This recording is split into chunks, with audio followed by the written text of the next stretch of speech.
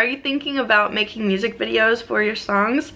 In this video, you get to see the behind the scenes where I interview Karen Keeley on the Rustic Songbird podcast, and we talk all about her experience of planning professional music video shoots in country music, and she also shares some great advice for planning a great video on any budget. So I hope you enjoy this episode, and if you want to check out more topics like this, go to rusticsongbird.com/podcast for even more interviews with songwriters and people in the music industry to help you take your writing to the next level. I hope you enjoy this interview with Karen Keeley. My guest on the show today is Karen Keeley. She's a great friend of mine, one of my co-writers, and also she is the founder of KarenKeeleyCasting.com. We're going to talk about that today. And on this episode, I'm going to be talking to Karen about how to plan a music video shoot. Karen Keeley is an accomplished and versatile creative with extensive experience in TV, video production, casting, modeling, music, and radio. Her career in the entertainment industry has given her the opportunity to work on both sides of the camera and microphone, resulting in an exceptional insight and a unique perspective to recognize and cast talent. Karen has the ability to see through the eyes of a director, think like a producer, and speak the language of an actor. She loves what she does and is dedicated to creating outstanding content that will entertain, inform, and inspire. Karen, welcome to the show. Thank you, Lydia. This is so much fun. I'm excited to be here. Thank you. Well, I'm excited. This is the first British guest that I've had. So congratulations. We're having a first on the show today. I just love hearing your voice, and you're such a beautiful person inside and out, and so talented in so many different ways. And so just to share a little bit of your story and inspire other people is what we're about today. So thanks for taking the time to do this. You should say that I'm in Nashville. I'm British, but I'm in Nashville, Tennessee. Yes, you're in Nashville. Before we hopped on this interview, I said, you're the first Brit American on the show, and you laughed at me because you're like, well, I've been here a long time, but you're, originally from Britain. So I still claim that. I'm English, obviously. But. Yeah, I think you should. You should definitely just rock it, and you do so well. And you have been a part of so many different projects, especially in video, in production. You have so much experience behind the camera, in front of the camera. You've helped plan lots of different shoots, and I thought Karen is the perfect person to be interviewed about planning a music video shoot. And this is something that I've been doing recently too, so I've got my personal experience and what I do with my music, but I thought you'd have kind of a broader range of different kinds of projects, and we can help somebody that's maybe just getting started and wanting to know how the process works as far as planning, organizing, putting it together. And so we're going to really dive deep on that today. But quickly, Karen, tell me a little more about your story, where you came from, and how you ended up in Nashville. Oh my gosh, it's kind of a long story because I feel like I'm old now. But no. I moved to Nashville in 2002 after a modeling career in London. In my modeling career, I was able to travel all over Europe, and I went to some really cool places like Egypt, where I filmed a commercial, and the Dominican Republic, where I did fashion catalogs. And oh my gosh, it was really, really cool. And I wanted to be a singer, I wanted to be a songwriter, and I was sort of developing that. I didn't think I was very good at that time, and I had a lot of nerves with singing in front of people. And I auditioned. Somebody told me to audition for like a female singer in a country, it was called a country theme restaurant just outside of London. I was terrified, and I was like, this is not going to happen, I'm not going to get this. But I did. I got the job, and I became the female singer at it's country restaurant. I was teaching line dancing, and then from there I started to record some songs, and I put them out onto the European what was it called, it was like an indie CD that went out to all the DJs in Europe. And my song started getting into the European airplay charts, which I was like, oh my gosh, this is crazy. So then somebody said to me, you need to go to Nashville. You're going to love Nashville. So I was like, okay, I'll go on vacation. So I came over for the CMA Music Festival one June. And at that time it was called Fanfare, and it was amazing. I was just blown away. So I had a little vacation, started meeting some people, started networking, and then decided I need to be living there. For things to start happening, I need to start living there. So I started the process, and it took probably 2 years to get the initial visa to allow me to come and live and work here. And during that time, sadly, September the 11th happened. And that kind of, I remember seeing that on the TV and going, oh my gosh, my dreams of going to Nashville and being a singer-songwriter and having a career in music over there is not going to happen now, because nobody can get on a plane. You know, like everybody thought, oh my gosh, we're never going to be able to fly anywhere ever again. But, you know, everything kind of calmed down, and I managed to come over here. And then I got my green card, and I was offered a record deal, and which never happened, with Dolly Parton's producer. I ate Dolly Parton's cooking in the studio. It's just another funny story. I can say that I've eaten Dolly's dumplings because she made chicken and dumplings. That's awesome. So yeah, so that was it. I came to Nashville, singer-songwriter, put a band together, was playing some big shows, played the CMA Festival on the international stage in 2005. But in 2003, I met a radio personality and got introduced to a program director for 95.5 WSM. And he was like, we need to put you on the air. And I was I don't know, I can't do that. Because I'm looking at the studio and looking at the board, and it's so daunting. And I thought, there's no way that I can do that. But then I was like, I'm kind of intrigued. It would be a great experience, and it would be a good skill to have. So I'm probably going on and on here. But so then I learned how to run the board. And before I knew it, I was hosting a show, and I was on 95.5. It became 95.5 The Wolf, and the program director left and a new one came in, and he was like, okay, we're going to make you the star of the station. And I was just everywhere on everything, going out to events, hosting events at things, opening shows for different artists. It was just like a dream. It was a dream job, because I was able to sing my original songs, opening for acts that we were promoting for the radio station, and emceeing the event as well at like the Hard Rock Cafe for the listener appreciation concerts. And like, it was just like the whole package. Mm-hmm. So that was wonderful. I did radio. I learned so much about the industry. And then sadly with radio, things get moved around. People lose their jobs. Different program directors come in and they change things up. Well, I managed to keep my job. And then they said, hey, we want to move you down the hall to where we're starting up a new station, a rock station. Well, I didn't want to do that, but I was like, okay, fine. So I did that. I was on both stations for a while, and then that station kind of just disappeared. So I was sort of out in the world going, all right, now what?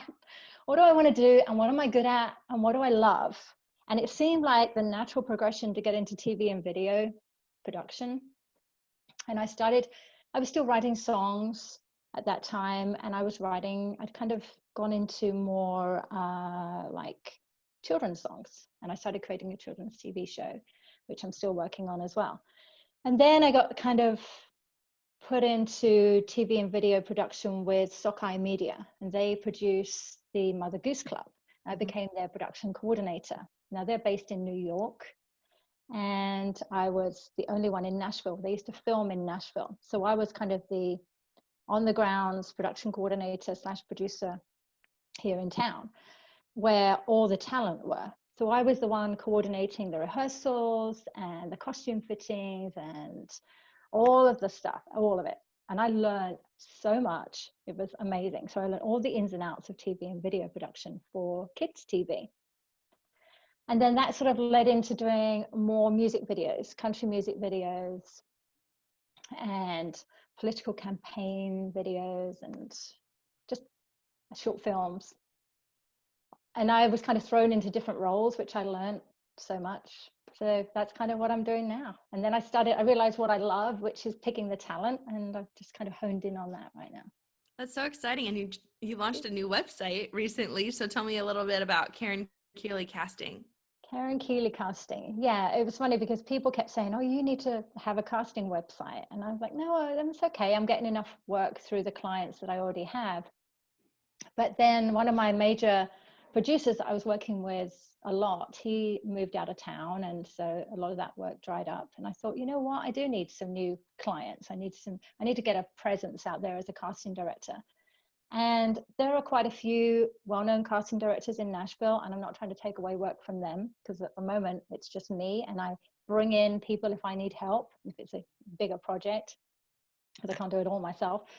But I want to I feel like, because I have the experience on both sides of the camera, I have a unique perspective. So what I'm offering on the website is to meet with a creative team, discuss their creative vision. They may be stuck on their creative vision. I can help them with that and kind of give them an idea of what it could look like. Mm-hmm. Then help them put that team together. Then find the talent, hold the auditions, pick the talent, put it out there, we film it, and then I deal with all the talent coordination on set and all the paperwork, which is my least favorite part, but I will do that too if they need me to. So yeah, Karen Keeley casting is going to be something that people can come to me, and I will put a casting notice out, hold the auditions, pick who I think should be right for each role. And I have this interesting process, and so people say to me, how do you know who's the, I just get this feeling. It's so weird. I get a feeling. And I watched a film the other night on what was it on? Hallmark. I like Hallmark movies. And I'm always I'm actually looking at it in different points of view, and I'm thinking, oh, I wonder why they cast that person. That's interesting to pick that actor for that role. But this girl she was in the matchmaking business. I don't remember the name of the film, Fall in Vermont or something like that, or Fall in Love in Vermont or something. So she was saying that she got a feeling, and she was a matchmaker, and that's kind of how I feel when I'm looking at an audition video. I just sense that's the right person for it. Yeah, you have that intuition, like the gut feeling, and that's really a gift to be able to connect people with the right role for the right look and feel that you want, and people that would do a good job for what the client wants. So I think it's really important for us to talk about your backstory, to show that you have so much experience in lots of different avenues of film and the production side of things, and just seeing the whole package. And so I think that's really neat, and you do an amazing job. A lot of times when creative people talk about what they're good at, they're like, oh, I just do this, like it comes easy to you, but it doesn't come easy to other people. And so I think it's really helpful to talk about like how you think about it and how it comes together, because that will inspire other people that haven't done it before. So I think it is important to talk about your story and where you come from, because that creates who you are and how you've gotten to this point. And you do such an amazing job at that. So I really wanted to, kind of talk about all the different things you did, because it all adds up, over time to that experience. So I'm taking notes actually. I love that you said that you asked yourself those tough questions, like, what am I good at? And what do I love? I think we get so much clarity in our lives when we really sit down and think, like, what do I enjoy the most? What am I really good at that can only be done by me? And what would I just do for fun if it wasn't my job? And if we can find that, I believe that that's how we find our calling. Exactly. Is that inner voice and the calling that just gets us really excited and gets us out of bed in the morning, and something that we're going to keep going at and not give up, because it's that thing that we love and we would just do anyway. And I love that you said you learned so much by doing. You just jumped into radio and you're like, what? I can learn from this. I can figure this out. And so that's how I've done a lot of things in my life too. I hadn't done a music video shoot before I did my first one. I just thought, well, let's figure this out. Yeah. And I've done that with a lot of things. And so for our listeners, I want to encourage people that are maybe having big dreams but haven't stepped out to do whatever their next step is, that you can figure it out as you go. You can ask for help and trial and error. You can try something, and if it doesn't work, you can try something else. And so it's not the end of the world if something doesn't work out. Maybe that's just a door closing so another door can open. I really sometimes believe that. You need other people. You can't do it all yourself. I'm kind of I try to do everything myself, but I've realized I need help. I can't do it all myself. I'm sort of a fix-it, and I try to do things around the house, and I'm like, I'm not like, I think I can change. Oh my gosh. So just going off subject, but like I try to take out the insides of my toilet. And I'm like, I can do this, get a YouTube video and everything. But I could do it, but then I wasn't strong enough to carry the thing. I needed to take the thing off. And I was like, oh no, I need help. Yeah. So you can't do everything yourself. It's good to have the vision for it and then bring in other people, because you do learn from other people. And it's kind of like the songwriting process. When you co-write, it's different from writing on your own. You could write something amazing, but then when you write with somebody else, they will say something that triggers a thought that you hadn't thought of. Yes. So that part of the creative process with making videos is great as well. You know, you've got to be open to somebody else coming in and saying, hey, what if we shoot it from this angle? Or what if we change this up and do this? You never know what you could come out with. Yeah, I love the team aspect. And I'll tell you a little bit about what I've been working on. I just released a CD this year with 5 songs about motherhood, and I wanted to make a music video for each of the 5 songs that tells the story. So I connected with a friend of mine who does an amazing job at filming music videos like the style that I wanted. And so I asked him, would you be willing to help me and just make this a series? Let's do all 5 videos with the same team. And just, I had the vision for it. I want, certain things to be in the video. And of course, as the songwriter, I kind of pictured it in my head. And I thought, when it says this line, I want this to be in the video. And I already had friends that I wanted to include, co-writers that I wanted to be on the recordings and in the videos, and have our team of real life people, which I really enjoyed. Having actual friends and doing things that they actually do in the video, but just portrayed in a very beautiful way. And so we've filmed all those videos, and at the time of this recording, we've released a few of them, and there's a few that are coming out. But I've really enjoyed being on the creative side and kind of directing, because I'm in the video shoots and I'm saying, well, let's do this, then let's do this, and then this person goes here. And so that's been exciting for me because I see the vision, but I have an awesome team that film it and edit it, and I don't have to do any of that part.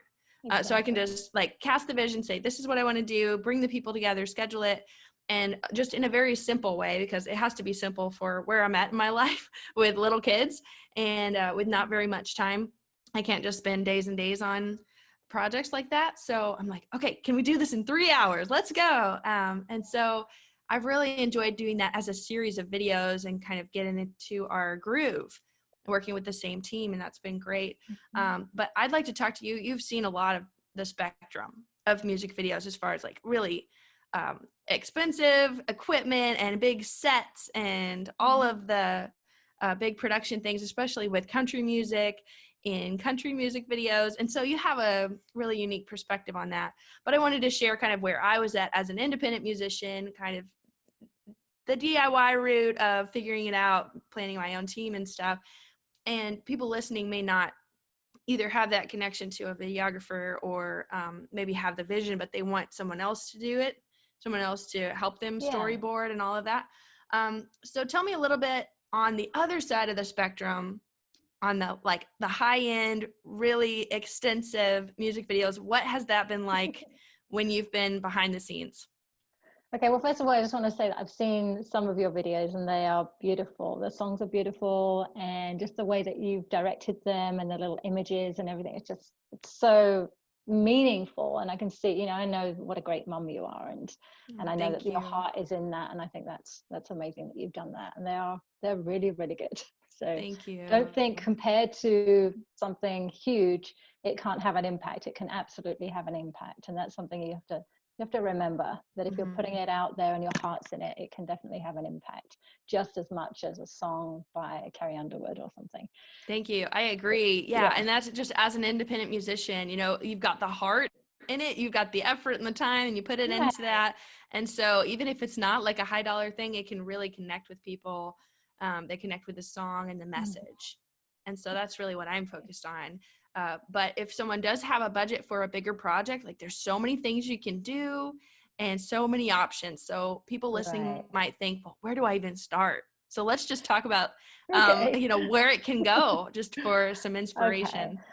Okay. Earlier on this morning, I was trying to think of some big music video shoots that I've been on. I think one of the most recent ones was Cry Pretty for Carrie Underwood. And I got kind of brought in on that because a friend of mine was already working on it. as location manager, and they needed some help. It was a huge production, obviously, with Carrie Underwood and the label that she's on, and just the amount of people involved. And I think they brought me in because they had a lot of extras for the scene where she's filming like a live concert, and they had a lot of people that they needed to coordinate and paperwork and stuff like that. So they brought me in to help with that. You know, from the beginning with a video that big, I mean, it probably starts months, if not years in advance, where they know that that song's going to be coming out at that point of time, with the record label and, you know, all the promotion and distribution and all of the stuff that goes along with having a record deal, which was completely different from being an independent artist. So with that, their team will bring in their team of creative. So they'll all discuss, what do we want to do with this video? And obviously I'm sure Carrie Underwood has some say in it. I'm not sure how much, it depends on the artist. But then somebody will do a storyboard. The team will be brought together, usually with a big label. They'll have their team set in place. Now there's different ways of doing that. If they have their team that's already, they've worked with these people over and over again, they usually have a director in mind, or sometimes the artist will request a certain director. There's a lot of really good directors, music video directors in town. They all meet. The storyboard will be written. The storyboard shows each scene of what the camera will show at each section of the song. And then the producer or the line producer with the budget will start working out, okay, so we have this much money in the budget, and we'll put this portion of it towards the director, this much to the producer, this much to the talent, this much to the crew, this much to editing, sound, lighting. There's so many different sections that people don't realize when you just watch a video on YouTube and you're like, oh, that's nice, or I don't like that, or you know. And even to that, on that scale, when you think of something like a Taylor Swift video that has animation in it and or special effects, and then that's even more expensive. But then when you're having hundreds of millions of views with ads on them, then you can make money back, which is another thing you need to think about. It's huge. So with a big label behind you, when you have the big budget, you can go big. If you have that money, you can go big. But if you don't have that money, you can absolutely do something scaled down and have the same kind of impact, I believe. It doesn't have to be huge. You can do something very simplistic and have a great impact with that. What were you asking me about?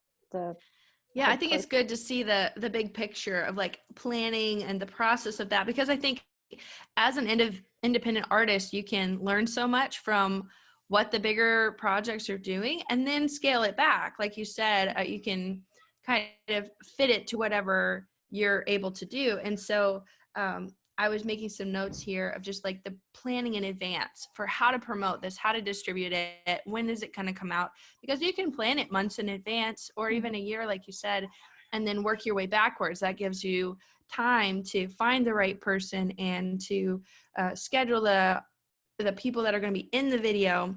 And like I just did a video where I wanted specific people in it, and their schedule and the videographer's schedule did not match up over and over for months. We went back and forth, back and forth, and back and forth. And at one point, the videographer said, well, couldn't we just use somebody else? And I said, well, no, like it has to be this person, because like it was a friend of mine and their story was connected to the song. And so I was like, no, it has to be this person and it's worth the wait.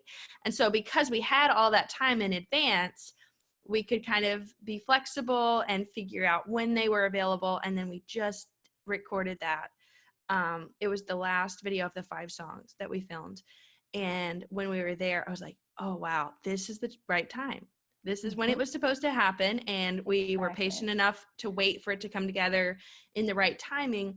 And because we weren't on a strict deadline, it could be the best that it could be. You know, and so I think planning in advance helps so much. So it relieves a lot of the stress. And then you have time when things do come up like that, or if somebody gets sick, or if the location falls through, or whatever, like those things are going to happen. But then you have time to kind of reevaluate. Right. Yeah, there's so many things that need to be lined up for it to all happen. I was supposed to be on a video shoot this morning, which got cancelled at the last minute, but that was something to do with my church, and I think they were trying to do something very quickly for next weekend, and it's just not going to happen now. But yeah, so a lot of people are involved with the actual getting everything coordinated for the time. The location is another big thing. Whether you're using a little studio, studios can be expensive. Quite often you can film it in someone's house if you move the furniture out. If you know somebody, a lot of the DPs, the director of photography, are amazing, and I know some incredible ones, are amazing at making a space that you would not think could be used for a music video. They can make it look like a cave, or like or a little bar, or whatever you want it to be, with the right props and the right lighting and the right feel, just with all the things that you have around the furniture and whatever. You can make it look, if you use your resources, you can make it look like you want it to look. You don't have to pay a huge location fee to go downtown to Tootsie's and say, I want to film my video in Tootsie's, or I want to film my video at Bridgestone Arena on that stage because I want to be in Bridgestone Arena. No, you don't have to do that. You can have the same effect in a smaller capacity and make it look like that with the right team of people. And again, with that, you don't necessarily have to have money to do that. If you ask around, networking in Nashville is a big way to make friends and to get your career further along the line. But when you start meeting these people and being in those circles, you'll find a group of friends that have the same hopes and visions as you. Maybe there's somebody that wants to be a director of photography, wants to be a cameraman, wants to do sound. And if you all get together, you can make it happen together for next to nothing. So think about that. That's so true. And I would encourage people listening that even if you don't have a videographer, you probably have a cell phone or a laptop or some kind of camera, or know somebody that does. And so you could film things for free to get started, get used to videos. I did a lot of cover videos on my YouTube channel to get used to being on camera, and I've kind of upgraded over time to better cameras, better equipment, but it's totally doable on a phone. And if you know somebody that likes to make videos, maybe say, hey, can we just work together and try some stuff out? Would you be willing to help me, figure this out? And so even if you're not a video person, or just have someone hold it, or, start and stop from a tripod, you can do this and kind of bootstrap your way to a better quality as you go. And so I think there's just such a big spectrum. And when people think music video, they're like, where do I even start? So I think it's good to talk about like getting started very simply, and also like how big it can be. And then wherever you fall on that spectrum and whatever budget you have, you can figure it out. And so I would like to hear kind of your tips for when you're in the planning stage of a music video shoot, for somebody who's maybe written a song but doesn't have an idea for storyboarding. What's kind of your process for building a storyboard?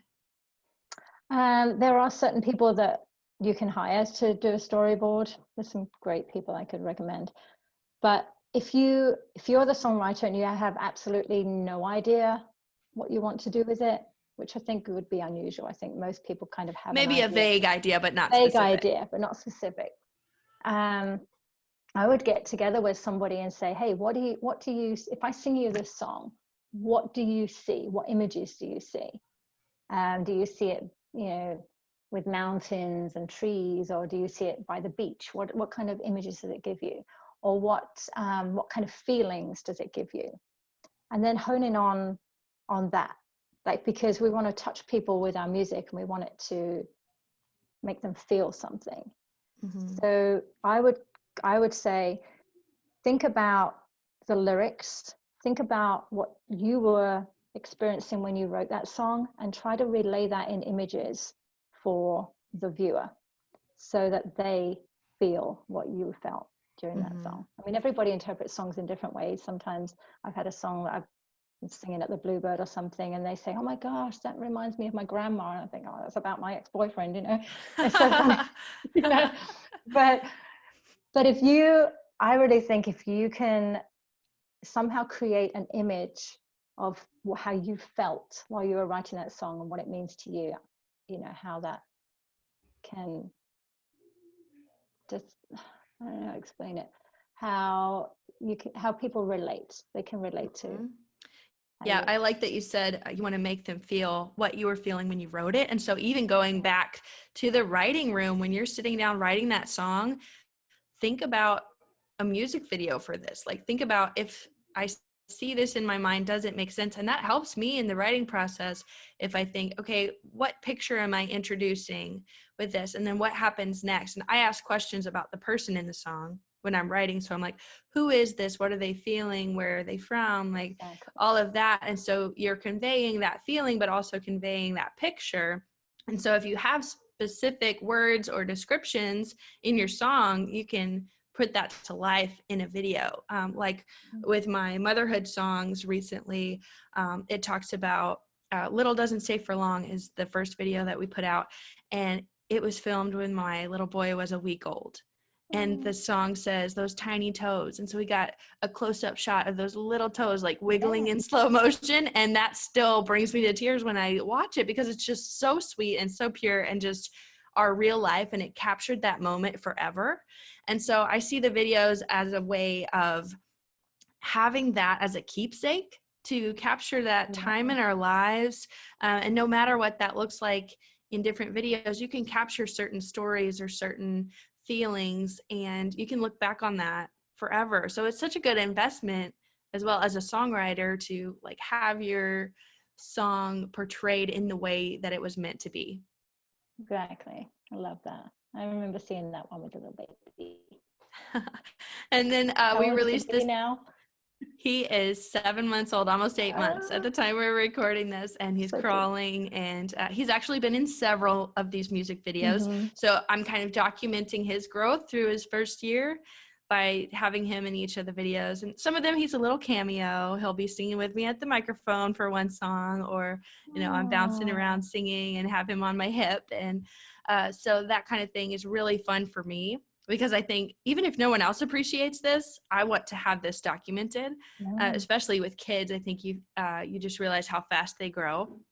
And so to be able to have that to look back on is kind of like a really good quality of a home video, but to have that to look back on, I think is such a gift.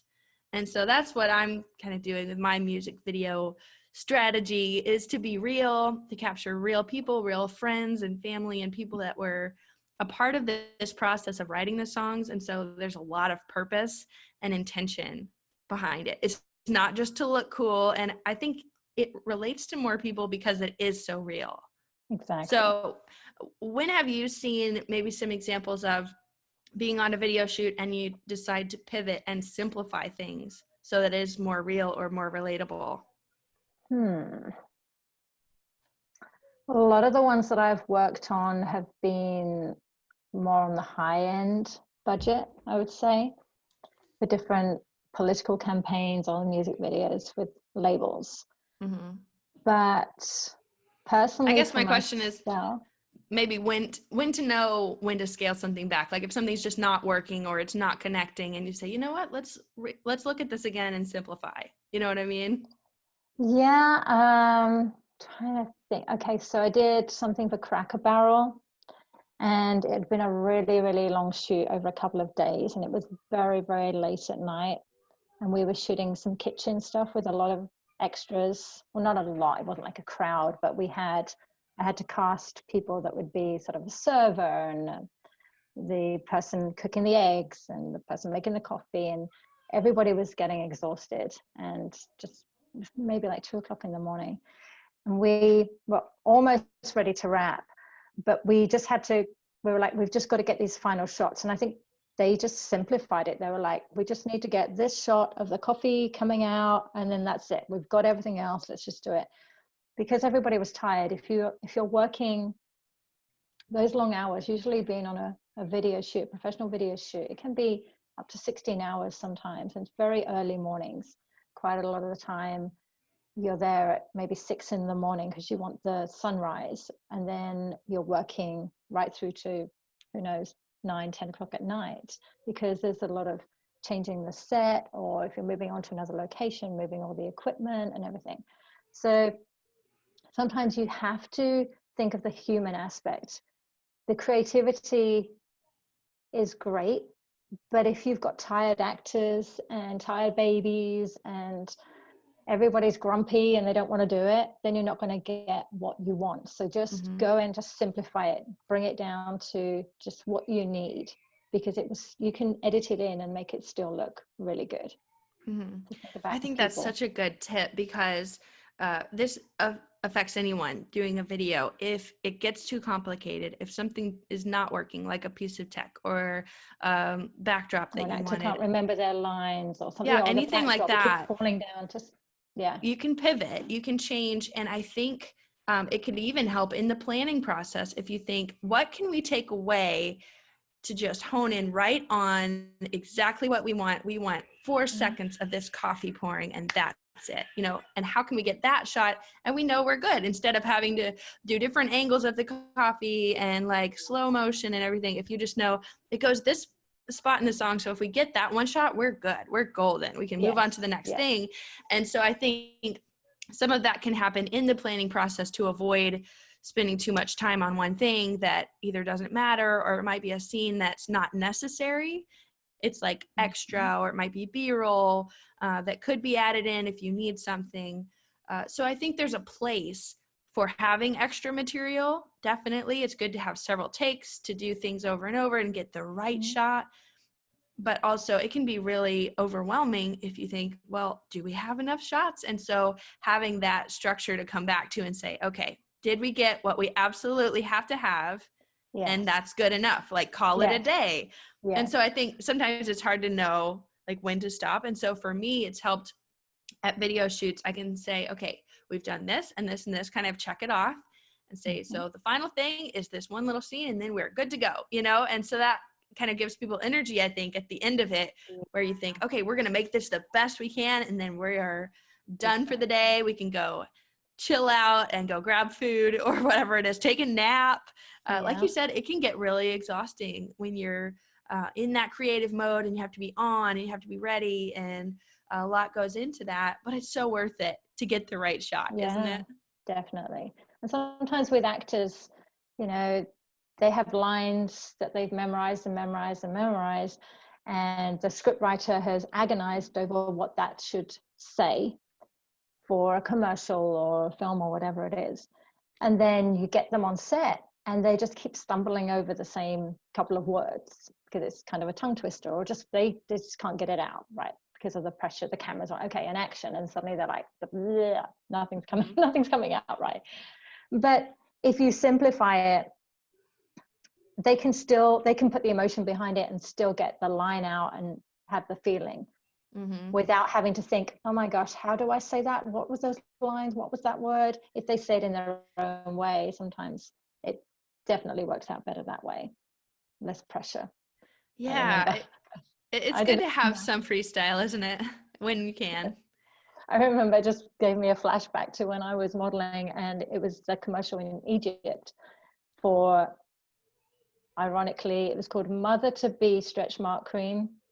And I had no idea, but they handed me, so they were talking to me in Egyptian, Arabic, whatever, and they handed me this baby, and then suddenly they said, we want you to say this line, and they said, we're not going to use your voice, but you will be lip syncing, and we'll have someone else say it. And they were like, blah, blah, blah, blah, blah, blah. And I said, what? Like, I had no idea. And they said, you need to, we'll go through it. And they actually sat with me and tried to phonetically teach me this line, which was a line that was something like, I've got a beautiful baby and no stretch marks. Wow. And I was like, there's no way. My agent didn't tell me I had to say this line. I've never ever seen that video. I've searched and searched for the commercial and never seen it. But somehow I managed to say, in my mind, I still remember it. It was probably not what it was, but something like Yane le da coca mille à la merde, which is probably not it, but that's what's still in my mind. So it's close enough to lip sync and Yeah, have a voiceover. And I was like, blah, blah, blah, blah, blah. But I remember they'd go action, and I go, I don't know what it is. I have no idea what that line is. Wow, so you didn't even know you were people, supposed to say that line. No, they didn't tell me I was going to be saying anything in Arabic. Wow. Really quickly, let's talk about the importance of communication, because I think it all comes back to this. When you're planning something and you've got multiple people, you've got locations, you've got scheduling going on, and then to convey the message and what you want them to do, it takes, patience and explaining things and having them maybe say it back to you, like, does that make sense? Or do you need anything? Just checking in with people. Even if you think you've communicated it, sometimes I'll try to think of saying it in a different way so people can understand, or ask them if they have any questions about it, because they might take it a different way. So how important is it to have that communication with your team? Oh my gosh, that's like one of the most important parts of any kind of video production, I think, because there's so many people involved, and usually the producer would be the one that's sending out all of that, and a lot of things sometimes go through the cracks. You think that you've told somebody, okay, we're changing the call time to 7 o'clock, which then you've had a conversation about it, and then suddenly the agent doesn't know that the talent that you've got coming in at 6 doesn't have to be there till 7 or whatever, or the other way around. It's worse if it's earlier, obviously. So that's where the teamwork is. So you need to make sure, and so many emails going back and forth, you need to be sure that you know who your person is, and double check that they know the call time, the location. If anything changes, you have to make sure everybody knows. When I work closely with producers, that is something they quite often rely on me to do. And I always make sure that if I'm booking a talent through an agency, I have to have the talent's phone number and email address as well, because who knows, sometimes something happens with the agency and they think they've sent out the information, and usually they are very, very good at doing that. But I like to make sure that the talent actually gets the email as well. And then if they have any questions for wardrobe or parking or anything like that, the logistics of where they need to be, if they're going to be fed, obviously they get fed on shoots, but if they need to come having already eaten, if the shoot starts at 1, you're not going to arrive and there's going to be lunch on set for you before you start. Please eat before you get there. Please make sure you bring comfortable shoes, because we are going to be walking up a hill and then we're going to be shooting at the top of the hill. We don't want you walking up in your high heels in the mud, things like that. Think about, sometimes there's hair and makeup. Quite often there will be a hair and makeup artist. Sometimes we need you to come with your hair and makeup done, clean hair, a basic fresh face of basic makeup. And then, because if there's a lot of people on set, the makeup artist can't do a full makeup on everybody. They can touch up, they can add extra eyeliner, darker lipstick or whatever, but they need to have those very important points, because otherwise it's going to slow things down. If the talent gets there and they're like, oh, nobody told me I needed to bring running shoes, or nobody told me I needed to bring a raincoat. Well, if you look at a call sheet, it has all that information on it. A call sheet has weather, temperature, it has the local hospital, it has everybody, the director's information on there, the producer's information, production coordinator, wardrobe department, art department, camera, electric, lighting. Every single person is on there, and their contact information. If a talent, excuse me, if a talent arrives late and says, oh, I didn't know who to call, that appears like they're so unprofessional. They didn't even call their agency to say, hey, I'm running 10 minutes behind. Then the agent could call ahead of time and say, hey, so-and-so's lost or stuck in traffic. So, a little thing came out. Communication is absolutely key to getting a good production, for everything to run on schedule, because time is money. And especially if it's a big shoot where a lot of people are involved and it's a big budget, if we don't start on time and have everything running to schedule and break on time for lunch and then start up again, everything can go out the window. Excuse me, I don't know why I've got a tickle in my throat now. Well, I think it's important to talk about, like you said, double checking everything, all the details, any changes, any updates. And this is something that I learned from another singer who is great at communication. She taught me to confirm everything. Even if you know you've already talked about it, people can forget, or they can, just be thinking about something else, or they didn't get a clear picture of it in your mind. So just confirming, like the day before, the day Yes. of, even if it's been a week since you've talked to them, just make sure, hey, is everything okay? Are we still on for this time? Just so you know, here's the address, here's the weather, like wear this. Mm. And I think it's good to check in with people, even if you think, Right. like we've already talked about this, but just going over everything again, double checking, because that has happened even on our video shoots as well, where I think something's already planned, but then maybe it's the talent or the videographer says, oh, well, I didn't realize we were going to do it that way, and so it's just Mm-hmm. good to double check, because things can change or be taken different ways. So just making sure everyone's on the same page so it can go the best that it can. What encouragement would you give to a songwriter or artist who is just getting started, being the one filmed on video, maybe singing their song, and that stage presence of being in front of the camera and feeling comfortable?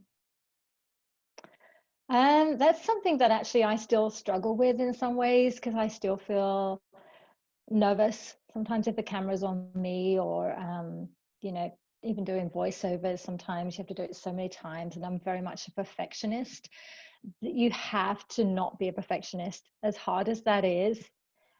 You have to remember that people see you in a different way from how you see yourself. And you could be watching it and going, oh my gosh, I hate that about myself. I don't like the way I said that. I don't like what's happening with my hair. I don't like the way I sang that. But you have to just let it be, kind of free with it, and let it be out there. Because, like I said, other people see it in a totally different way from you. And we're all human, and we all have all these quirky things that we do. But it's not it's not terrible. Just do it. Mm-hmm. You have to start somewhere. I had such a long time of being fearful of, oh, it's not going to be good enough. I want to do this, but I'm scared to put it out there because it's not going to look how I want it to look, because I don't have the money, or I don't have the resources. I don't have the friends that can help me film it in the way that I want it to look. But you have to start somewhere. You have to just do it. As hard as that is, you've got to go there and do the first part, because you can always build on it. You can always take that video down later on if you don't like it. But just start doing it, because from that beginning part, the beginning point rather, you can just build on it. You'll have other people will come in and say, why don't we, I'd love to work on something with you, and help you create that. You just never know where it could be. You have to put something out there. Mm-hmm. You have to be brave. Yes, I So love that. don't be so much of a perfectionist, which is so hard for me to say because I'm such a perfectionist. But I'm learning that it doesn't have to be as perfect as I think it needs to be, because I try to do everything in excellence, and Mm-hmm. other people's version of that is sometimes a lot lower than mine. So That's just do your best. Yeah, just do your best with the resources that you have, and put it out there, because who knows what God's going to do with your hard work and your passion and your love for what you're doing, because he can take your little thing and make it bigger than you could ever imagine.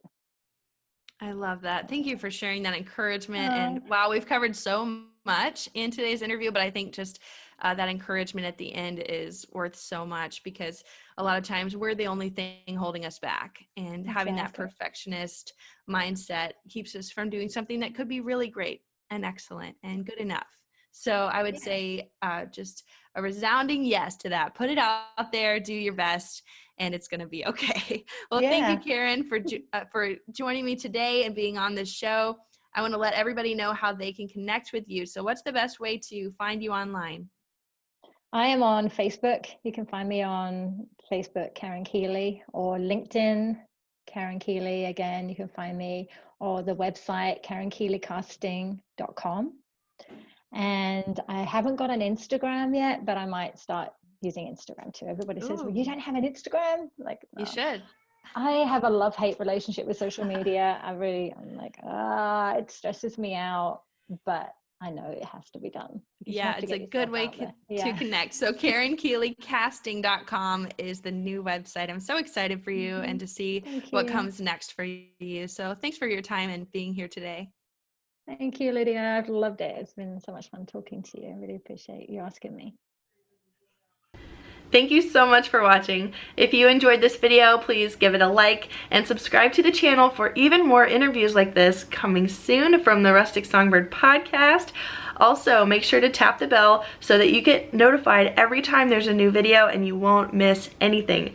Go ahead and check out the previous episodes of the Rustic Songbird podcast with other songwriters and people in the music industry that can help you take your music to the next level. Just go to rusticsongbird.com/podcast. Thanks for watching, and I'll see you in the next video.